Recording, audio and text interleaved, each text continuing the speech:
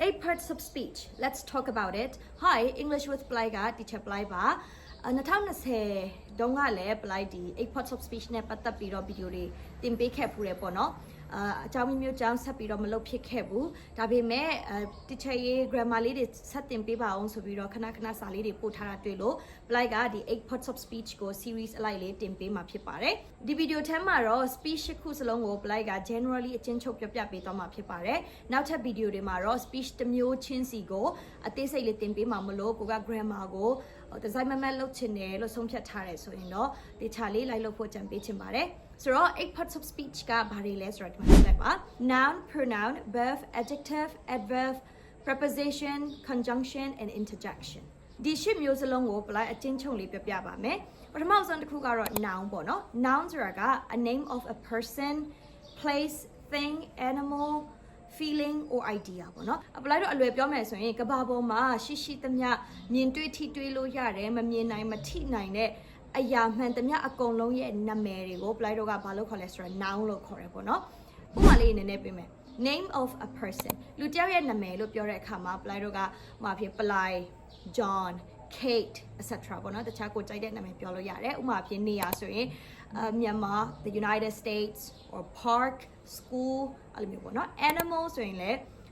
cat, dog, bird, thing. So you know, for example, phone, camera, book, feeling. Feeling ma so in bari pale so ma phi love, chichimita, affection, china yu ya chin, hatred, among uma phi happiness, pyo shwin mu ai da myu le idea ga ja ro ba ko pyo chin na le so concept de uma phi freedom, democracy, knowledge တို့အဲ့ဒါမျိုးတွေကိုပြောလို့ရတယ်။ဥပမာစာကြောင်းလေးကိုကြည့်လိုက်ပါ။ John bought a car for his wife last year. ဒီစာကြောင်းမှာ noun ပဲနှစ်ခုပါလဲပေါ့နော်။ပထမဆုံးတစ်ခုက John ဆိုတာကလူတစ်ယောက်ရဲ့နာမည်ကိုဖော်ပြတာဖြစ်တယ်။အဲ့ဒါကြောင့်မလို့ John က noun ဖြစ်တယ်ပေါ့နော်။နောက်တစ်ခါ bought a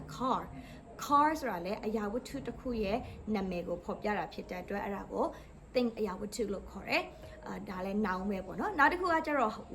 wife ဆိုတာလည်းလူတစ်ယောက်ကိုဘယ်လိုခေါ်ရမယ်ဆိုတော့အမည်တက်ထားတဲ့ဟာဖြစ်တဲ့အတွက်သူကို noun လို့ခေါ်တယ်နောက်တစ်ခုကကျတော့နောက်ဆုံးက year ပေါ့နော် year ဆိုတာကလည်းအချိန်အတိုင်းအတာတစ်ခုကိုခုနှစ်ဆိုပြီးတော့သတ်မှတ်ထားတာဖြစ်တဲ့အတွက်သူကို noun လို့ခေါ်တယ်ပေါ့နော် pronoun ကိုကြည့်အောင် pronoun is a word used instead of a noun ပလိုက်တော့ကစာကြောင်းမှာ noun တွေအရင်ထပ်လာတဲ့အခါမှာကျတော့အဲ့ဒီ repetition ကိုဖြည့်ရှင်းဖို့အတွက်နဲ့ noun နေရာမှာအစားထိုးပြီးသုံးတဲ့စကားလုံးကို pronoun လို့ခေါ်တယ်ပေါ့နော်ဒီမှာ subject pronoun object pronoun possessive pronoun လေးတွေကိုနည်းနည်းပြပေးမယ် subject pronoun ကကျတော့ subject နေရာမှာသုံးတာပေါ့နော်ဥပမာဖြင့်I we you they he she it ပေါ့နော်အဲ့ဒီစကားလုံးလေးကိုပြောတာ object pronoun ကကျတော့ခုနက I ဆိုတဲ့စကားလုံးရဲ့object ပေါ့နော် I ကငါဆိုရင်ငါကိုလို့ပြောတဲ့ခါမှာ apply တော့က me လို့သုံးတယ် we ဆိုရင်us ပေါ့နော် you ဆိုရင် you ပဲသုံးတယ်နောက်တစ်ခုက they ဆိုရင် them he ဆိုရင် him she ဆိုရင် her it ဆိုရင် it ပဲပေါ့နော် possessive ကကျတော့ပိုင်ဆိုင်မှုကိုဖော်ပြချင်တဲ့အခါမှာသုံးတယ်ဥပမာဖြစ်ဒီဖုန်းကငါဖုန်းလို့ပြောချင်တဲ့အခါမှာ my phone I ဆိုတဲ့စကားလုံးရဲ့ possessive pronoun ဆိုရင် my ပေါ့နော်ဥပမာ my house ဥပမာငါတို့အိမ်ဆိုရင် our house နင်တို့အိမ်ဆိုရင် your house သူတို့အိမ်ဆိုရင် their house သူ့ရဲ့အိမ်ဆိုရင် his house her house ပေါ့နော် her ဆိုတဲ့စကားလုံးနောက်တစ်ခုက IT မှာဆိုရင် ITS ပေါ့နော် it ဆိုပြီးတော့ဖြစ်တယ် okay so pronoun တွေဘာကြောင့်အရေးကြီးလဲဆိုတဲ့ဟာကိုဒီဥပမာစာကြောင်းလေးနဲ့ကြည့်လိုက်ပါ Mary likes to go shopping with Mary's friend Mary always spend Mary's free time with Mary's friend ဆိုဒီနေရာမှာ Mary friends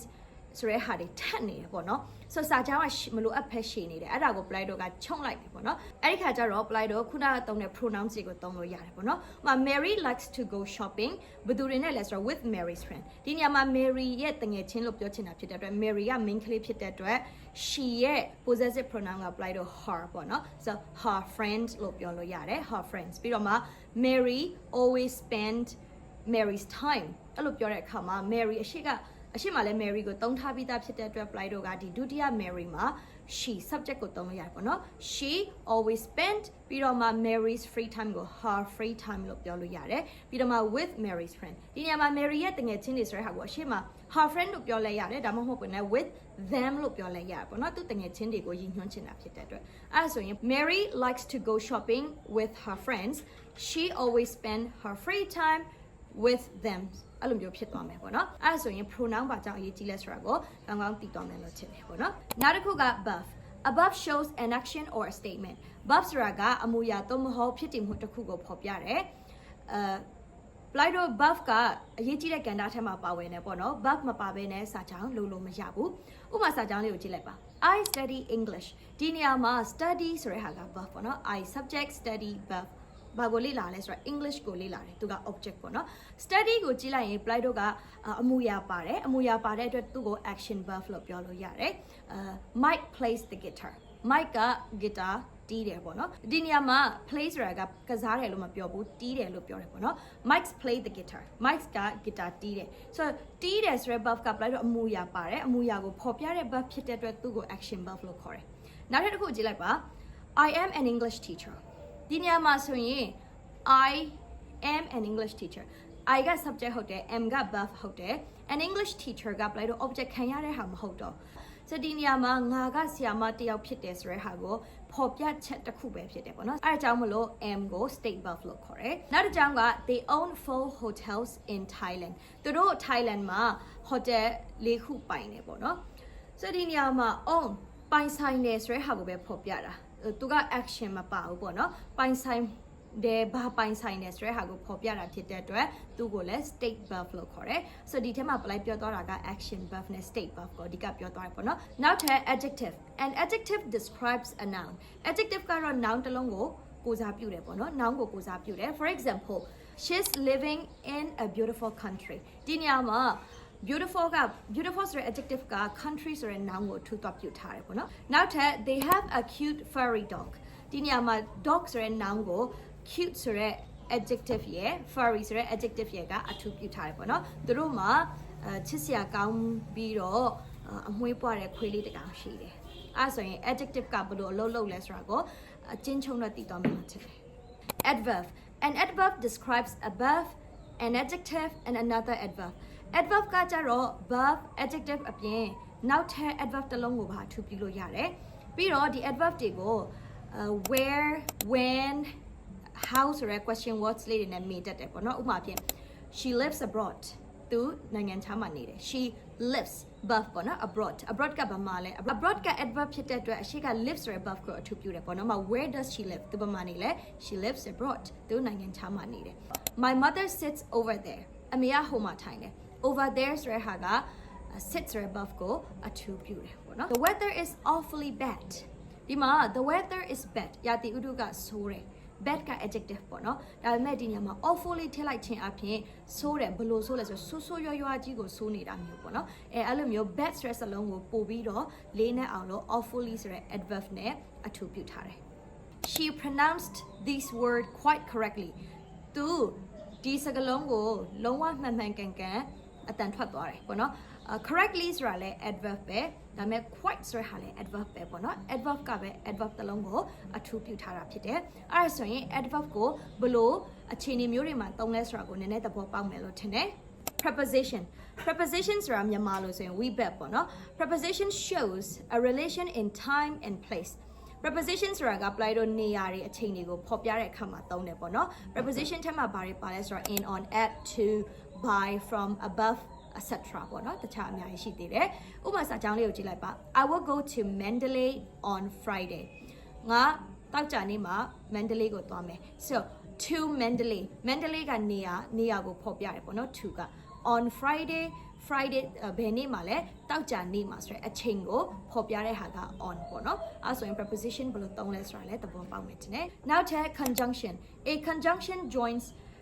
words phrases and clauses conjunction ဆိုတာကစကားလုံးတွေစကားစုတွေကိုဆက်ပေးတဲ့စကားလုံးဖြစ်တယ်ပေါ့နော်ဥပမာဖြင့် and but so or because တခြားရှိသေးတယ်ပေါ့နော်ဥပမာစာကြောင်းလေးကိုကြည့်လိုက်ပါ Cherry and I are best friend Cherry နဲ့ငါကတငယ်ချင်းတွေဖြစ်တယ် Cherry ဆိုတဲ့စကားလုံးနဲ့ I ဆိုတဲ့စကားလုံးကိုဆက်ပေးတာပေါ့နော်နောက်ထပ်တစ်ကြောင်းကိုကြည့်လိုက်ပါ She didn't attend the class because she didn't feel very well သူအတမ်းမတက်ဘူး because ဘာကြောင့်လဲဆိုတော့ သူနေမကောင်းလို့ပေါ့နော်ဆိုတော့ဒီနေရာမှာအရှိကစာကြောင်းနဲ့အနောက်ကစာကြောင်းကိုသူကဆက်ပေးထားတယ်နောက်တစ်ခုကကျတော့ my house is very small but cozy it is cozy ငါအိမ်ကအရန်သေးတယ်ဒါပေမဲ့cozy ဖြစ်တယ်ပေါ့နော်နောက်ဆုံးတစ်ခုက interjection ဆိုတာကအာမေးလေးပေါ့နော် it's a word used to describe sudden emotions ရုတ်တရက်ဖြစ်ပေါ်လာတဲ့ emotions တွေကိုဖော်ပြတဲ့စကားလုံးပေါ့နော်ဥပမာဖြင့် oh my god oops အဲ့ဒါမျိုးလေးပေါ့နော် wow အဲ့လိုစလုံးတွေဖြစ်တယ်ပေါ့နော်ဥပမာဖြင့် wow you look so great ရန်လှနေရနော်အဲ့လိုမျိုးပေါ့နော် OMG what the hell are you doing OMG oh my god နော် what the hell are you doing သင်ဘာလုပ်နေရလဲအဲ့လိုမျိုးမှာတောင်းတယ်ပေါ့နော်အဲ့ဒါဆိုရင်တော့ 8 parts of speech ကိုအကုန်လုံးနားလည်သွားမယ်လို့ထင်တယ်ပေါ့နော်နောက်ထပ်ဗီဒီယိုတွေမှာတော့ဒီ speech တစ်ခုချင်းစီကိုအသေးစိတ်ပြန်သင်ပေးမှာမလို့ Blay ရဲ့ page ကို follow လေးလုပ်ထားပေးပါအားလုံးကိုကျေးဇူးတင်ပါတယ် thank you so much bye bye